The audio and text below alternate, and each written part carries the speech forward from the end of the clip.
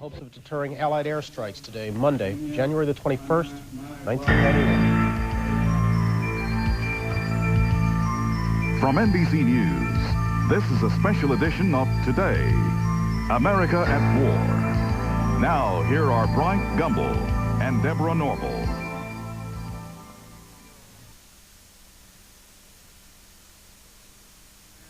A maturity of America that we may not be able to achieve. It demands that we admit that we have been wrong from the beginning of our adventure in Vietnam, that we have been detrimental to the life of the Vietnamese people. The situation is one in which we must be ready to turn sharply from our present ways.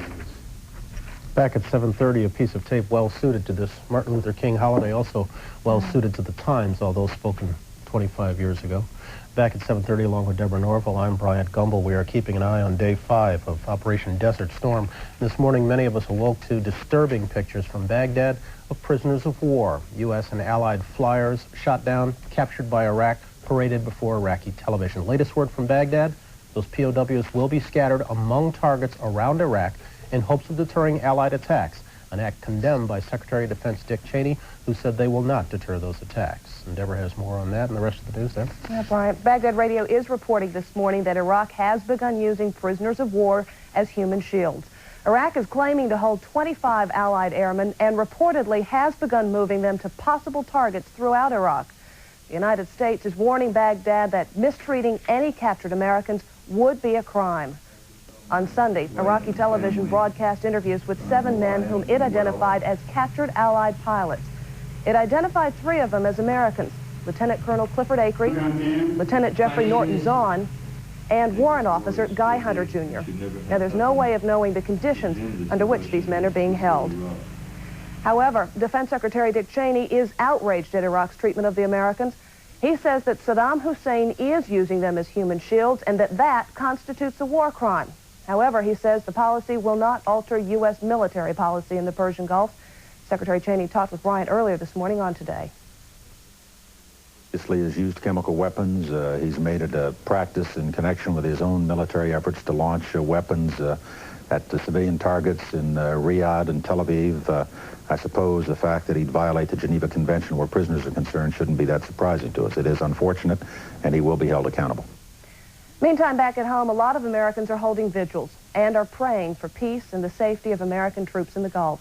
That's particularly true in one Virginia community. Correspondent Deborah Roberts this morning is in Norfolk, Virginia. Morning, Deborah. Good morning, Deborah. The action in this battle may be happening half a world away, but every bit of it is being felt right here in Norfolk, Virginia.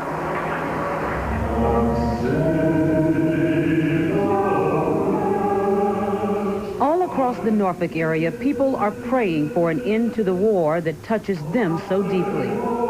We're coming to you to intercede for all the peoples of the world. The prayers are personal. Nearly 40,000 servicemen and women have left this area to join the war in the Gulf. All of them, even the ones without family, are missed. Everyone in this town is related to this event. Let's show our support. For most here who've come to know the military as a member of the family, the war is a personal cause. What makes me mad is the people in Washington and San Francisco who say they don't want a war in this country, but yet they'll burn, throw rocks, and cause fires. We don't need that here. If they want to fight, they can go to Baghdad. Guy Friedel, a columnist with the Virginian Pilot for 28 years, has watched his community bond. There are very little lines between the military and the civilians. They vanish, and that's been the way it's been. That's how it's been since World War II. If you believe in prayer, pray for them. If you don't, wish them the best of luck. On a local radio talk show, callers can't wait to share their thoughts.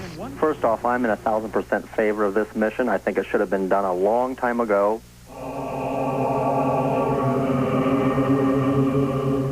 In a military town, there are no miles between home base and the battlefield.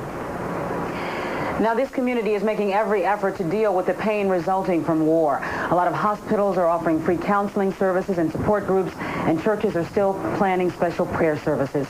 Deborah? All right, Deborah, thanks. Other news to report this morning, there is more trouble in the Baltic.